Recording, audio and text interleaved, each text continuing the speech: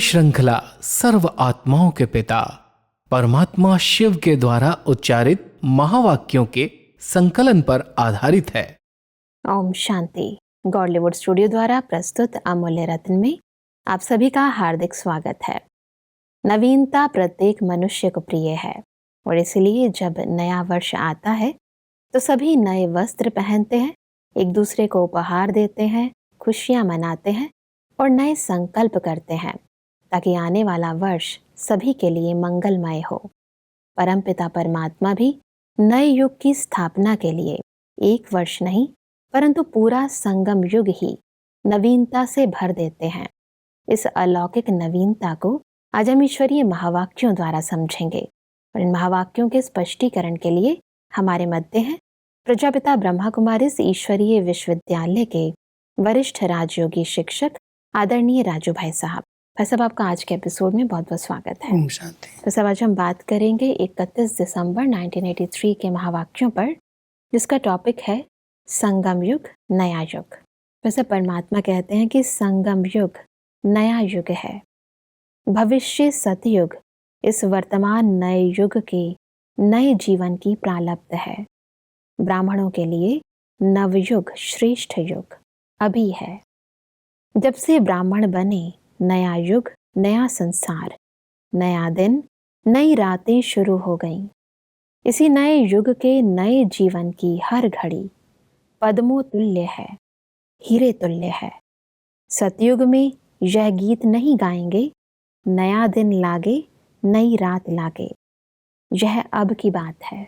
Direct परमात्मा पिता के द्वारा इस समय हमें नया जन्म मिलता है, जो अलौकिक जन्म है, मर्जीवा जन्म हम इसको कहते हैं। परमात्मा कहते हैं वर्तमान संगम युग ही तुम्हारे लिए नया युग है जी। क्योंकि इस युग में जो हम पुरुषार्थ करते हैं उसकी प्रारब्ध सतयुग में प्राप्त होती है। तो पहला समय जो है ये हीरे तुल्य पद्मों की कमाई जमा करने का युग, जिसमें हर दिन नया है। पुरुषार्थ की जो भी हम बातें कर रहे हैं, परमात्मा कहता है हर दिन नया है, हर रात नई है। आप लोगों के लिए तो सब कुछ नया ही नया है, क्योंकि परमात्मा के द्वारा नया ज्ञान मिल रहा है, नई जीवन मिली हुई है, नई नई सब प्राप्तियां रोज हो रही हैं। जी। तो इस समय जो संगम युग पर इस नवीनता को समझते हैं, उस नशे में रहते हैं कि वर्तमान जीवन ही नया जीवन है और इस नए जीवन के आधार से जो कर्म हम अभी नए जीवन में करेंगे उसकी प्रारब्ध फिर सतयुग त्रेता से हम भोगते रहेंगे। जी। परमात्मा कहते हैं कि पुराने के आगे नया लगता है ना। पुरानी दुनिया, पुरानी जीवन बदल गई, नई जीवन में आ गए ना। बेहोश थे, अपना होश था कि मैं कौन हूँ, तो बेहोश हुए ना। बेहोश से होश में आए, नया जीवन अनुभव किया ना। आँख खुलते नया संबंध, नया संसार देखा ना। परमात्मा ने जो हम सबको ज्ञान दिया, समझ दी, तो हम होश में आए कि मैं कौन हूँ। पहले इसी से हम बेहोश थे, अपने आप का भी पता नहीं था। और जब कॉन्ट्रास्ट सामने होता है तब हम कह सकते हैं ये हमारा नया जीवन है, क्योंकि पुराने जीवन का भी पता है। सतयुग में तो पुरानी बात का पता ही नहीं है। इसलिए परमात्मा कह रहे हैं ये नया संबंध है, नया ज्ञान है, नई जीवन है ये आपकी, क्योंकि इसमें आपको परमात्मा के द्वारा अपनी पहचान मिली। मैं कौन हूँ, इस होश में आप आ गए। तो इसलिए यही जीवन संगम युग की जो मर्जीवा जीवन है वो नई जीवन है। नए संस्कार हैं, नए संबंध हैं, नया ज्ञान है, नया परिवार है जी। और इसकी भेंट में हमको पता है कि पुराना क्या है। इसलिए परमात्मा कहती है बहुत वैल्यूबल संगम की महान जीवन है और इस जीवन के आधार से आपको भविष्य पद प्राप्त होता है। और वैसे भी हम देखते हैं कि जब नया वर्ष सेलिब्रेट करते हैं तो हम पुराने और नए के बीच का जो टाइम होता है उस टाइम हम सेलिब्रेट करते हैं। वैसे भी ये महावाक्य जो परमात्मा उच्चारण कर रहे हैं जी। ये दिसंबर की 31 तारीख है जी। और रात को जब 12 बजता है तो 12:01 होते ही नया वर्ष शुरू हो जाता है। जी। तो संगम का ही समय है जो नए शुरुआत होती है, नए युग की, नए दिन की शुरुआत होती है। जी। परमात्मा कहते हैं कि लौकिक दुनिया में भी हैप्पी न्यू ईयर कहते हैं। वैसे एवर हैप्पी होते नहीं हैं, लेकिन कहेंगे हैप्पी न्यू ईयर। अब आप सभी रियल रूप में कहेंगे हैप्पी न्यू ईयर तो क्या, लेकिन हैप्पी न्यू युग, सारा ही युग खुशी का युग है। जो नया साल शुरू होता है जी। 1 तारीख को, सब एक दूसरे को मिल करके मुबारक देते हैं, नया वर्ष मुबारक हो, हैप्पी न्यू ईयर। लेकिन परमात्मा कहते हैं आप बच्चों के लिए तो पूरा युग ही हैप्पी है, सदा खुशी में रहने का है, एक दिन की मुबारक नहीं है। जो सतयुग प्रारंभ होगा, स्वर्णिम दुनिया आएगी, वो सदा काल के लिए आपकी है, एक दिन की नहीं है। जी। तो वो जो दुनिया है वो सदा हैप्पी दुनिया है और हर आत्मा उसमें खुश रहती है। परमात्मा आगे कहते हैं कि परमात्मा हाथ से हाथ कैसे मिलाते। स्थूल हाथ तो 1 सेकंड के लिए मिलाते हैं, लेकिन परमात्मा सारा ही युग हाथ मिलाते, अर्थात एक ही श्रेष्ठ मत रूपी हाथ दे, हाथ में हाथ मिलाए, अंत में भी साथ में ले जाते हैं। श्रीमत का हाथ सदा आप सबके साथ है, इसलिए सारा ही युग हाथ में हाथ देकर चल रहे हो। संगम युग पर परमात्मा की जो मत मिल रही है, जी। परमात्मा को अपने स्थूल हाथ तो हैं भी नहीं, वो जो हमें श्रेष्ठ मत दे रहे हैं जिसको हम श्रीमत कहते हैं, परमात्मा कहते हैं ये सदा आपके साथ है। तो जैसे परमात्मा का हाथ आपके हाथ में है, जी। पूरे संगम युग पर हम परमात्मा के साथ चल रहे हैं, उनके हाथ में हमारा हाथ है और इसी श्रीमत के आधार से हमें घर तक जाना है। संगम युग का पार्ट पूरा होगा, आत्माएं अपने घर जाएंगी। परमात्मा कहता हाथ में हाथ है, साथ है और साथ साथ हम सब परमधाम घर में जाएंगे। जी। परमात्मा कहते हैं कि हाथ में हाथ देकर चलना यह स्नेह की भी निशानी है और सहयोग की भी निशानी है। कभी भी कोई चलते चलते थक जाते हैं तो दूसरा उसका हाथ पकड़कर ले जाते हैं ना। रूहानी माशूक आशिकों का हाथ कभी नहीं छोड़ते, अंत तक वायदा है, हाथ और साथ सदा ही रहेगा। वैसे भी जब बहुत कोई से दोस्ती होती है, बहुत स्नेह होता है तो उसका हाथ पकड़ के चलते हैं। जी। और अगर कोई थक जाता है, कमजोर होता है, बुजुर्ग होता है तो भी उसको हाथ दे करके रास्ता पार कराते हैं, आगे बढ़ाते हैं।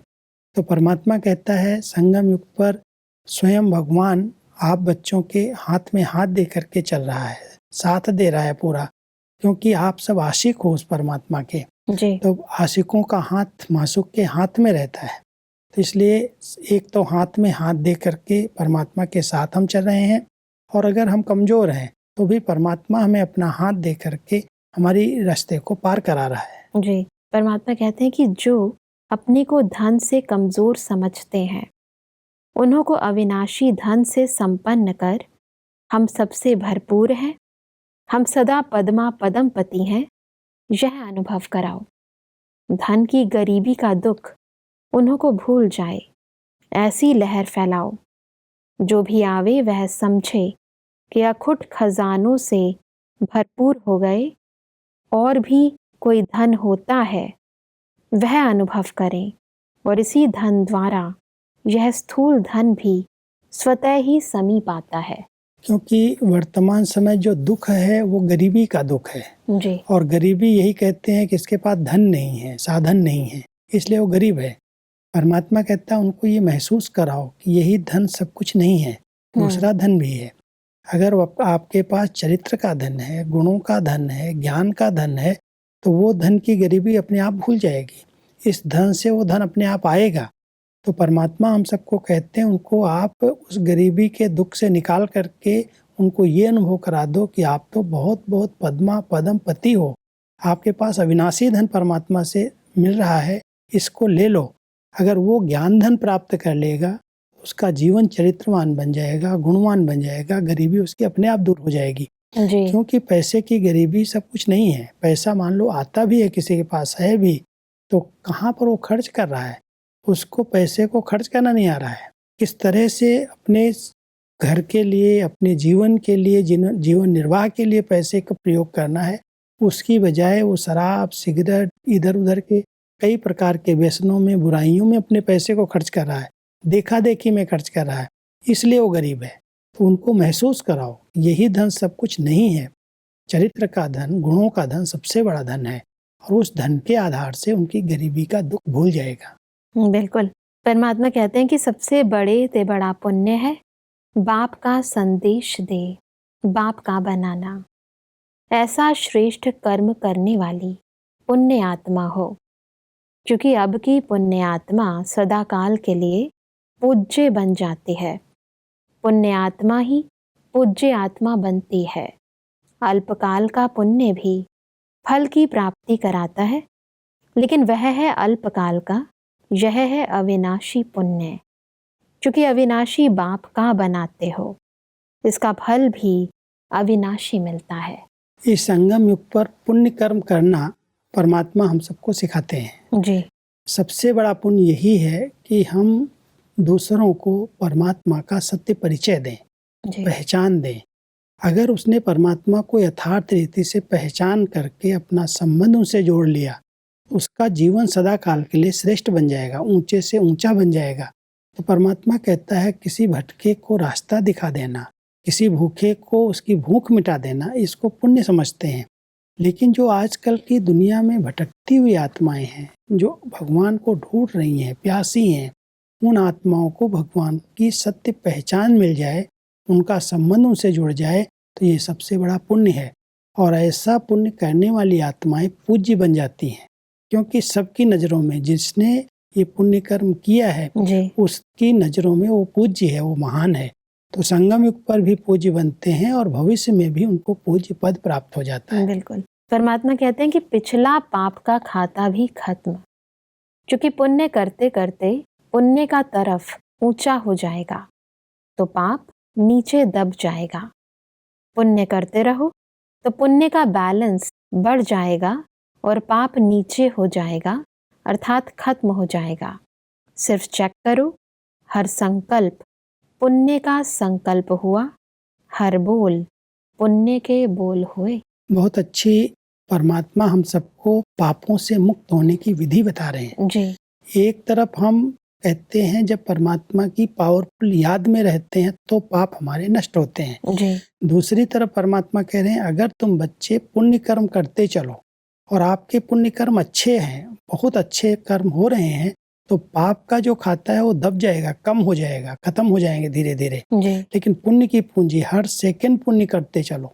जो समय मिले, जब समय मिले, दूसरों को परमात्मा का परिचय दो, जी उन्हें सही रास्ता दिखाओ, तो ये पुण्य कर्म आपके पाप कर्म जो किए हुए हैं उनको दबा देंगे और आप पुण्यात्मा बन जाएंगे। जी। परमात्मा कहते हैं कि संगम युगी ब्राह्मणों का काम ही क्या है? पुण्य करना। और जितना पुण्य का काम करते हो उतना खुशी भी होती है। चलते फिरते किसको संदेश देते हो तो उसकी खुशी कितना समय रहती है। तो पुण्य कर्म सदा खुशी का खजाना बढ़ाता है और पाप कर्म खुशी गवाता है। अगर कभी खुशी गुम होती है तो समझो कोई ना कोई बड़ा पाप नहीं तो छोटा अंश मात्र भी जरूर किया होगा। देह अभिमान में आना यह भी पाप है ना, क्योंकि बाप याद नहीं रहा तो पाप ही होगा ना। ये भी एक बहुत कर्मों की गहन गति है। जी अगर हमारी खुशी गायब होती है तो परमात्मा कहते हैं संदेश देने से, दूसरों को बाबा का परिचय देने से आपको खुशी का खजाना मिला, खुशी से आप भरपूर हो गए। लेकिन चलते चलते अगर खुशी गायब हो रही है तो कौन सा ऐसा पाप हुआ, वो बहुत सूक्ष्म पाप, छोटे से छोटा पाप भी खुशी को गायब कर देगा।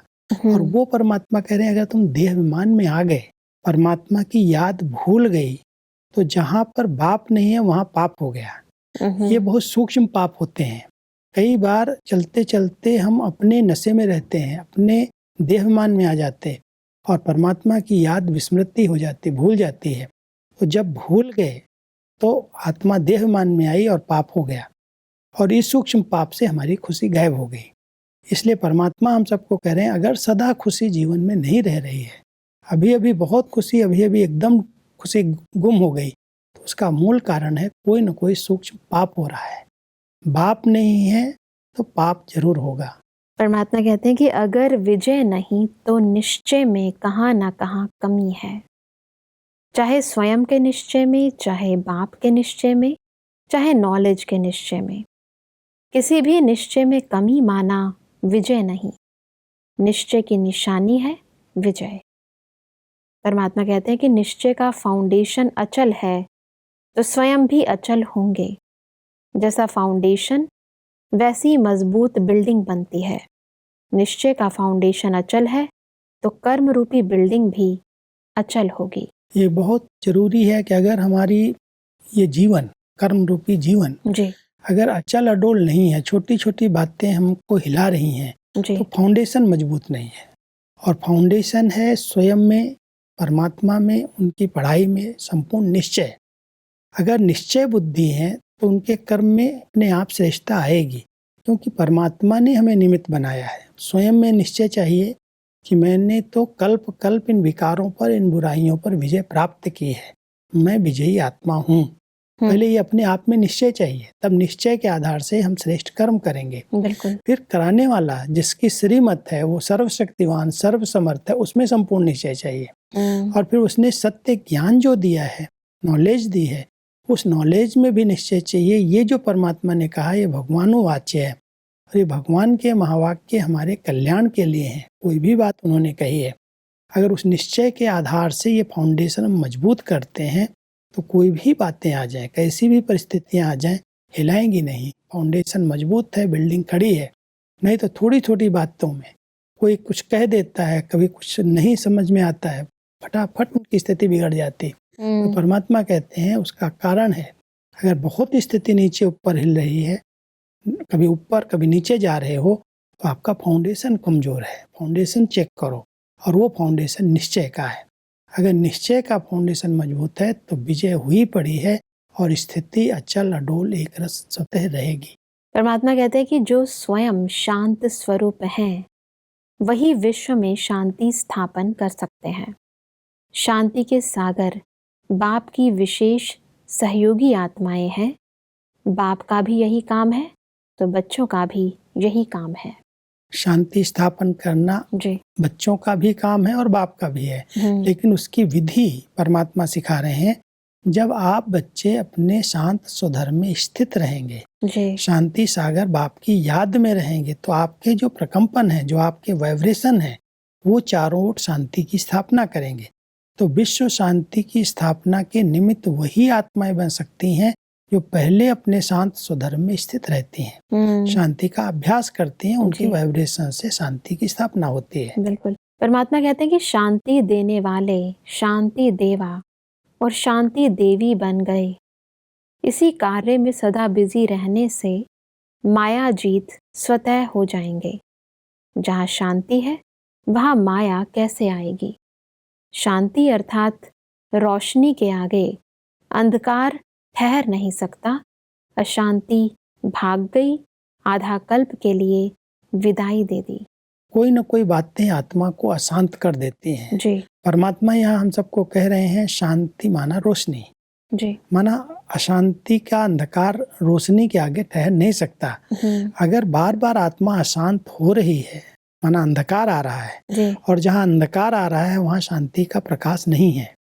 लेकिन जब हम इस स्वधर्म में स्थित होते हैं कि मैं आत्मा शांत स्वरूप हूँ, शांति के सागर की संतान हूँ, तो ये जैसे रोशनी है अंदर, कोई भी बातें अशांत करने वाली आएंगी, वो मुझ आत्मा को अशांत नहीं कर सकती। अगर कर रही हैं, माना रोशनी की कमी है, इसलिए वो अंधकार आ रहा है। परमात्मा कहते हैं कि सदा बाप का साथ अर्थात सर्व प्राप्तियों के अधिकारी, सर्व प्राप्ति स्वरूप आत्माएं अर्थात भरपूर आत्माएं सदा अचल रहेंगी। भरपूर नहीं तो हिलते रहेंगे। संपन्न अर्थात अचल। जब बाप साथ दे रहा है तो लेने वालों को लेना चाहिए ना। दाता दे रहा है तो पूरा लेना चाहिए, थोड़ा नहीं। भक्त थोड़ा लेकर खुश हो जाते, लेकिन ज्ञानी अर्थात पूरा लेने वाले। परमात्मा के हम बच्चे बने हैं तो फुल वर्षे के अधिकारी हैं। जी और जहाँ फुल चीज होती है वहाँ हिलती नहीं है।